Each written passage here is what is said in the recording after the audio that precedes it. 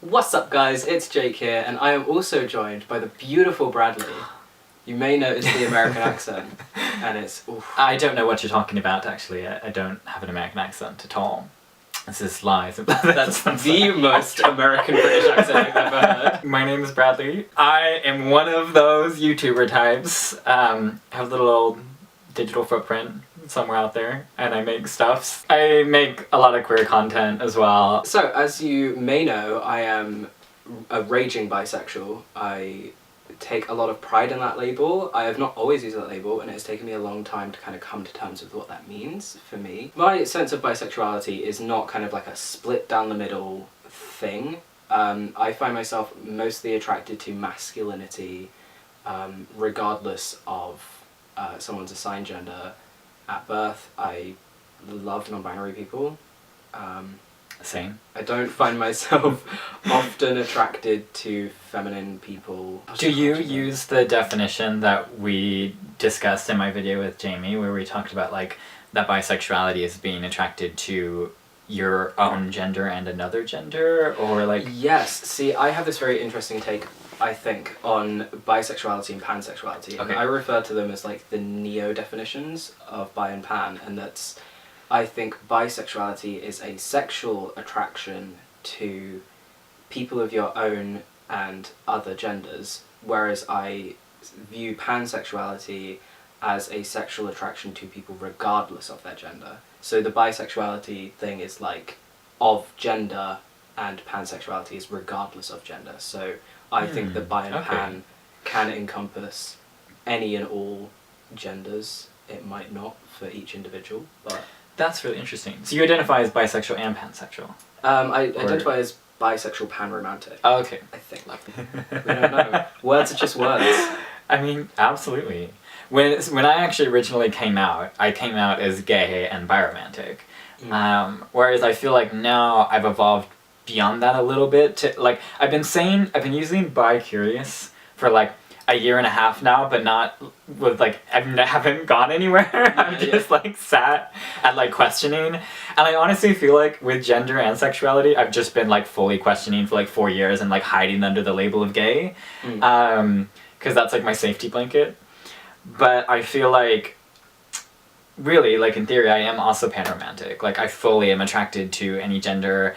I've had relationships with like cisgender women as well that were great. Like, you know, they were not sexual at all, but they were great. I think that's where the difference between like my bisexuality and my pan-romanticism comes into play, is that like romantically I can develop feelings for people and gender isn't a part of it, it's not involved at all. But when it comes to my sexual attraction, when my sexual attraction is developing to somebody, it is like their gender is very much a part of that. One thing that I always say and will always say is you define the labels don't define you.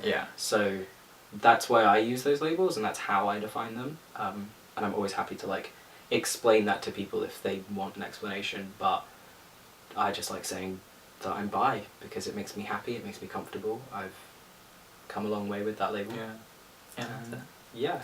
But I think I should come out as bi. it's your coming out video. Yeah. I'm so excited. I think the thing about like picking a label for yourself is that like it is a choice. Your labels are a choice. The way you feel is not, but choosing a label, it's a very personal process, and you should never feel pressured to pick something just because of how other people define it. Just because, you know, you could describe your sexuality to someone and they could say, that's bisexual. You might not want to claim that word because you might not feel an attachment to it. It's important that when you're deciding on a label, if any, you feel personally comfortable with it. You have an attraction to that label, because if that attraction's not there, that label's not really going to stick on you. And you will, at some point, probably come across a label that you do like, and it might not be the core accepted definition of that label, but that's perfectly valid for you to slightly redefine for you to be comfortable in that. So that's how I felt when I came out as demi-man, and then people were like, oh cool, you're non-binary, and I was like whoa, those are two different labels, and I like kind of freaked out about it a bit. So yeah, I agree with that. I think that you have to like you know, labels are a wonderful and very personal thing, and I think that it's important to not put them on anybody else unless they've already put those labels on themselves. Yeah. I think that, I mean, people these days are like so touchy with labels. They're like, oh, LGBTQ, IAZY, you know, and are like, you know, trollish about it. People feel, I guess, like personally attacked by labels. I think labels are great, you know, it just, it's a personal thing, you know. Careful with how you use them and who you apply them to. So, if you don't mind me asking, how do you feel your sexuality behaves and your romantic identity? Well, I sort of already know that I'm romantically attracted to absolutely everyone. I'm also, like, very polyamorous and just, like, I don't think I've ever said that online before, so that's kind of scary, I didn't realize you were I love that! Yeah. Oh. So I'm, like, just very, like, I fall in love with literally everybody all of the time, which is wonderful, and stressful and wonderful. I think that's like how most people describe being poly. Yeah. It's wonderful and it's stressful and it's wonderful. Very that. So like very like know how I fit into things romantically. Sexually, I would say that it's a lot more complicated.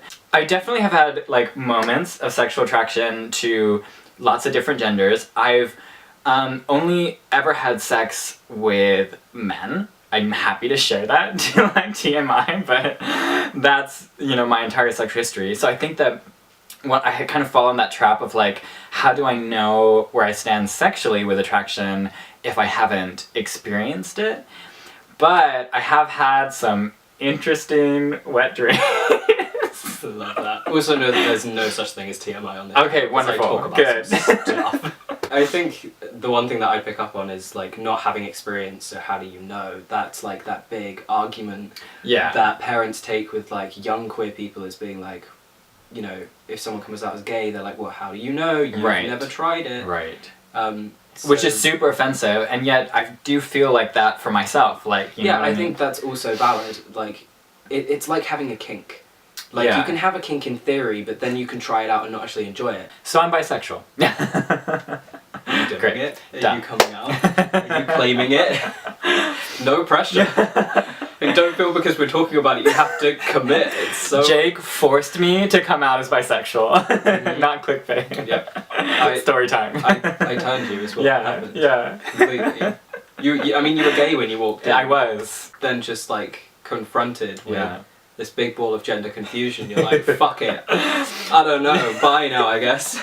I don't know. I'm also just like don't want to have to tell everybody that my label's changed. I also just am like lazy and I don't want to have to like go through all of that, which I'm sure you've experienced. Oh, so much. Like I have so much experience with coming to a realization and then not wanting to have to go around and be like, this is my label now, blah blah blah, re-coming out. Right. For a long time, to me, non-binary wasn't a label I used outwardly, but it was still a thing that I was very committed to. Yeah. And I just referred to that as like being a personal label. It's just for me. For everyone else, for all extents and purposes, I was a man. I was happy being a man. I'm quite happy in a lot of elements of masculinity and what it means to be a man, but that's not 100% me. So I just sort of sit in private and be like, well, my gender expression has never changed. Yeah. Throughout this entire thing, like, even when I first started to transition, I was still a little bit weep whoop. What was it you were like again? A little bit weep whoop. So yeah, I just thought, non-binary is just a small part of me and it's just something I can keep to myself.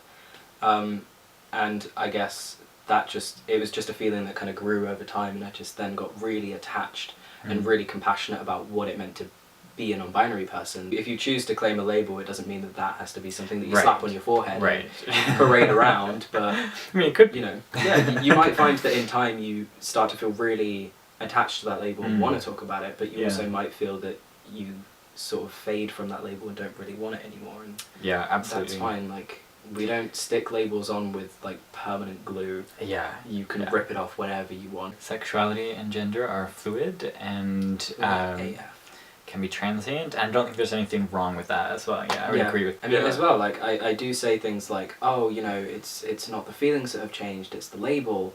The feelings could change as well.